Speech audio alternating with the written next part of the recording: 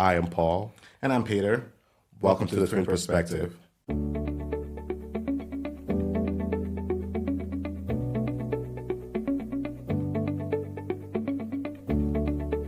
want to thank everyone again for this journey that you've been going on with us. This is the second episode of the Twin Perspective. I want to thank you for subscribing, for liking, for the comments, for all the feedbacks we got. Even, personally, people reaching out to us to say encouraging words. And we're really, really grateful. And we're back again for the second episode. And this is a great journey. For those of you who have not subscribed or liked or commented on our posts, please go on YouTube, TikTok, or Instagram and reach out to us. The inscription will be in this video so you can see where to follow us on. Thank you so much again. Well, I'd like to say a big thank you to, I got to re-echo Paul and say thank you. First of all, I'd like to say, by popular demand, I think we've heard so many people asking us like, hey, you guys look alike.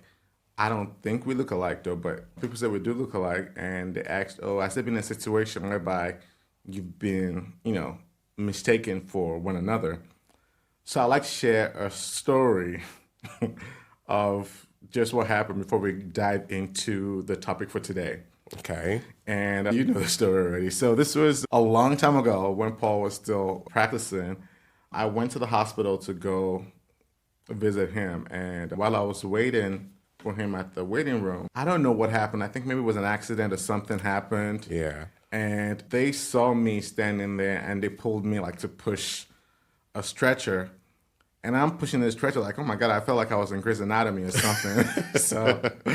But I had to caution my hey, it's not Paul, I'm just, so I stepped back. I didn't touch the patient or do nothing. But it was just one case of mistaken identity, I guess. Yeah, we've had so many to share, but yeah, I think we'll keep sharing as this goes on. But that was really, really funny when you came home and you shared with me. Yeah. Okay. But yeah, that was really nice.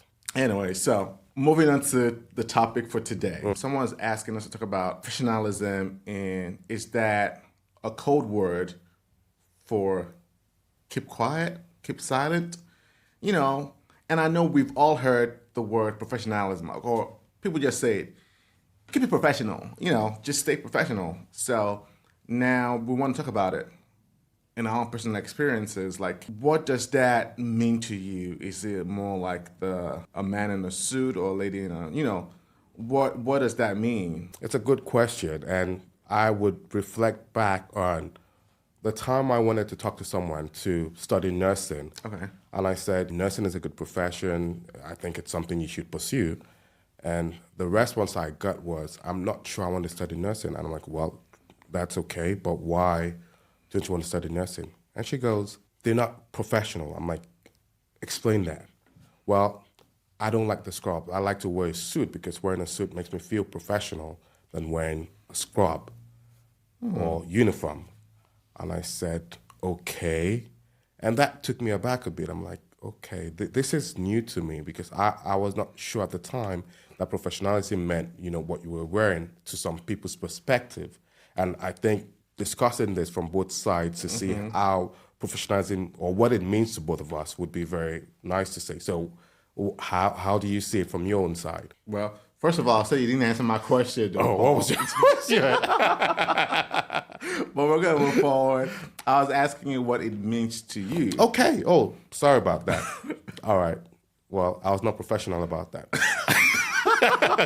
Okay. Right, okay. Now, what it means to me is more an integrity, respect, and speaking out when you know it's not considering the repercussion of what you're saying. I don't want to say speaking in the wrong way, but you speaking out the truth when you know you should. Let me answer that. Speaking out the truth intelligently. Intelligently, yes. Okay.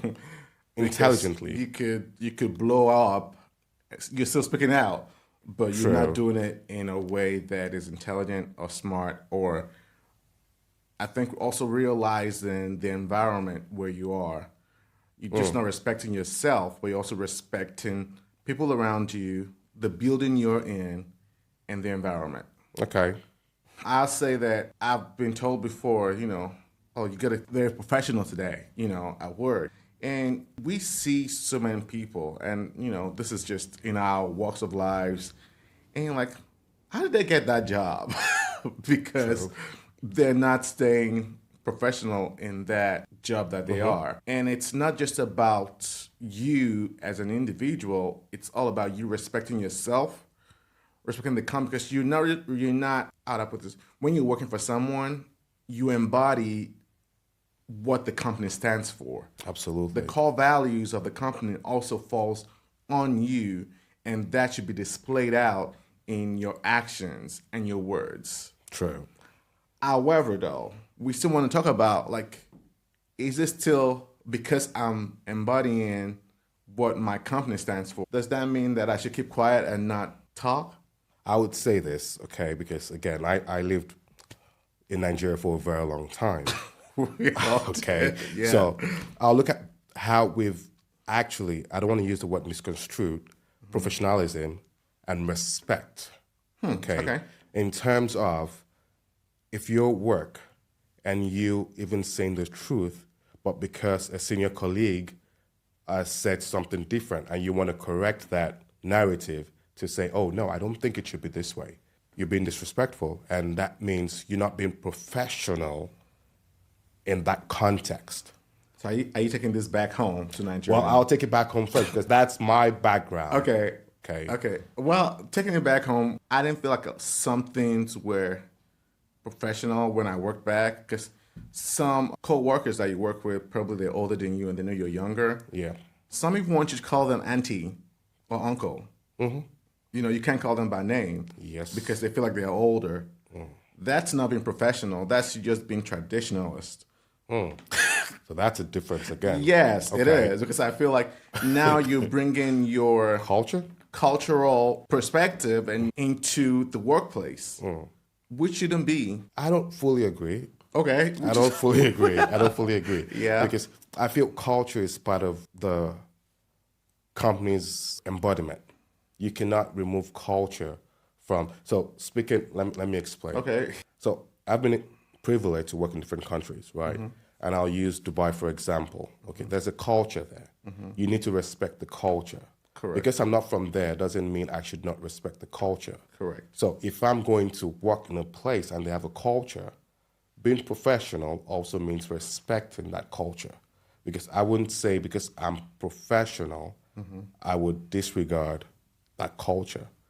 Again, there's a very thin line on how you draw that line, okay? But all right, Paul, listen, I do not agree with that at all. That's fine. Because I feel like I understand where you're coming from, but I also feel like a culture, so the country's culture aside, the organizational culture, that's where you're working. True. So when I'm outside, I'll respect the country's culture. Okay. But when I'm inside a place of work, I'm respecting the organizational culture. True. So you cannot bring the culture from outside of like your country's culture and bring that same culture. Especially in a diverse environment. Correct, because they're different people. And with what you're saying now, respecting individual culture, however, still having that professionalism in the business place. And respecting what the company stands for. All right. Okay, I give that to you. Good. I think I did that good, right? Good. But okay. The other question I had, I was thinking about is when we look at this, is that professionalism seen both ways? Is it a two-edged sword? What do I mean by that? Is if a senior colleague of mine acts in a way towards me, can I call the person out to say you're not being professional, or must it be the person on the lower end of the that feels that they need to be professional, or does it have to be both party that needs to be professional? So if I'm hearing you right, it's both. Like you're talking about in hierarchy now. Yes, right. Exactly. So let's say someone on like a management level. Yes. And someone on a mid-level. Okay. Yeah. So let's say top level management and mid-level, right? So we've seen in so many ways that the top level, when they're trying to pass information across, so people like there's a deadline or there whatever going on with them, they feel they could just say how they feel to the mid-level, Yes. right? And if it was the other way around and the mid-level was trying to say how they feel to the top management, it's seen as insubordination, Yeah. right? Across, there's a way to tell someone that you're an idiot without using the word you're an idiot. Oh, wow. I feel the Okay. choice of words actually matters a lot. That's true. So if someone is doing something to me that I do not like, my boss or something like that, I would not say, well, I don't like the way you're talking to me. True. That's me giving an attitude. Yeah. But I could say, I would appreciate it if we bring this to more respectful, or I would appreciate if you respect my opinion. I feel like it's just the way you say it. That's true. But you're still calling them out, but not saying, but in my head, I'm going to be saying like, shit, you're an idiot. But wait. You shared a story with me. Which day was that? About, this was a few years back. I think when you were in the U.S., I think you just moved at the time and you had a job and your line manager Oh, my was God. trying to give you feedback. Yes. So I took you down memory lane. you did. And it was a job that I got, and I was working as an accountant in the company. And the guy told me to do some things. I think they needed a miracle worker, not an accountant. And I'm not a miracle worker. So I did what I could do with the materials he provided to me. And when I gave it back to him and looked at it, he said, my 10-year-old daughter could do a better job than you. And what wanted to come out from my mouth was like, bring your 10-year-old daughter to come do the job. But But what did you say? I didn't say that. Okay. I didn't say nothing. I thought, because it took me aback in the point that I'm like, oh, wow. I just kept quiet and just laughed because. But if this was to, like, if you could replay and go back in time. Oh. Wow, look at that attitude. Oh, yeah, Wow. because Yeah. right now, if it was, then I was still like, I was still trying to get my feet in the door and all that. So now I'm going to still say very professional, though, but I could just say, thank you for the feedback. Maybe I'll try to give this to my 10-year-old son to try and.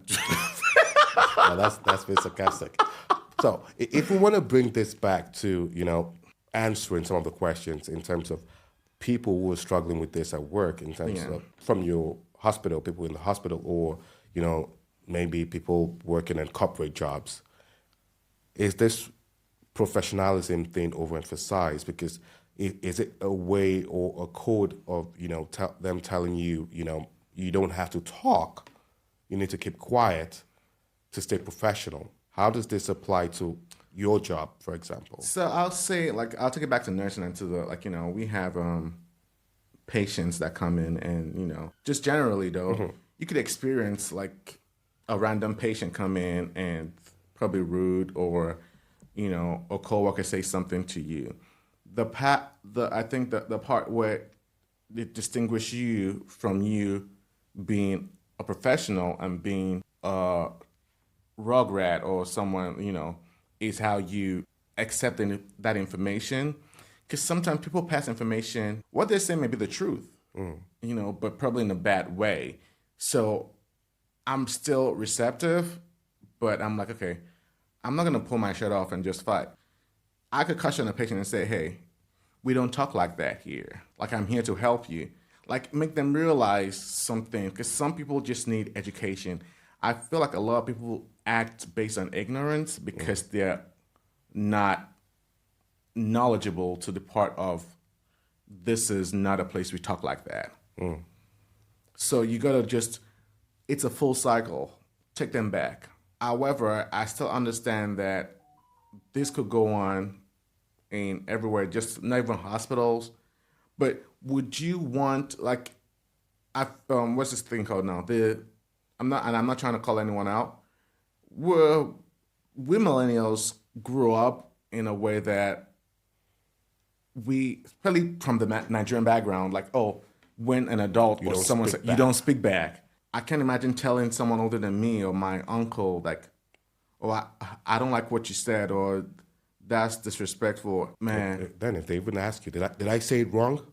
You'll say no. Am I lying? No. Right, exactly. So you still gotta like, but now some of the Gen Zs are like grown to be more outspoken. You know, even in the place of work, like they let you know right away. You know, we're not taking this. Some is good though, because some they make it known, and that's why most of them, like, if you don't want to say we're moving to the next job, they can't really stay on the job. Most of them though, not all of them, like, you know. But I'm gonna ask you in the corporate world, have you experienced a place where you feel like you could not speak up or someone spoke out of turn? How did you handle that? You put me on the spot right there. Well, I would say that in the corporate world, or it's quite different because there's hierarchy, which is clear, okay. And for example, in a meeting which you're attending, and they're speaking about something very important, and you feel at the time that no, this is out of context. How do you try to correct that there respectfully and professionally? If you try to say something, does it still stand out as being unprofessional? So I had an instance where I tried to say something because I felt I was, grinding on my chair like, no, this is so wrong. And I wanted to say something, and I tried to, raise your hands up, but you're being ignored at the time. But I'm like, no, I had to say something. And I tried to say something because I knew not saying it would put all of us at that time in trouble. And I did say, and at the end of it, I got some feedback. The feedback was not like, oh, I had to speak, in a way, or I should have waited till the end of the meeting, things like that. So professionally, so they claim, I just feel sometimes it's just shut up. Well, it's not shut up. I'm going to ask you this. Yeah. Do you think the tone matters? It does. Right. Do you want to yell in the meeting and say? Definitely not. Exactly. That's so unprofessional. Right. But I'm going to say this, right? Because you did mention about the person you spoke to about the outfit, Oh, yeah. Yeah. I've heard Nigerians say this, and I'm just going to use it. And they tell you that when you try to comfort them, and they'll say, don't let the suit I'm wearing deceive you. Because out of the suit, I'm a bad person. But, right. Yeah. Right? So, what I'm trying to say is that we all have the madness in us. We all could go crazy, right? But what sets us aside is when we're like, you know what? That word comes back in. We got to keep it professional. Like, we got to stay. True. Right. So I took something from what you said in your words, okay? Yeah. You said it's how we interpret what we get. Correct. When we get that thing, how do we interpret it? How do we pass it back to them? Yeah. And that distinguishes how other people would do it. So I would say our professionalism comes with how we, handle situation. How do you give it back? Correct. What's your integrity like in terms of you, responding to things? There are a lot of tick boxes that we could do in order not to go back and forth. I just would coin it all together to say it's how you give it back, your integrity in terms of, timeliness, things like that, obeying what it's been claimed for you to do according to the, rules and the policies, of the company. When you keep to that professionalism, also how, if situations arises, how do you give that feedback to them? So, yeah. Well, I'd like to take this back to our friends, people following us and all that, and share a story and give us like an instance on what does professionalism mean to you. Absolutely. And have you been in a situation where you really had to hold it back? Like the Nigerian said, behind that suit. When has been the time? Share with us. Let's have a laugh. Let's talk about it. Let's learn from each other. And we'll definitely catch you next time and look forward to hearing from you guys. All right. Okay. Cheers. Cheers, guys.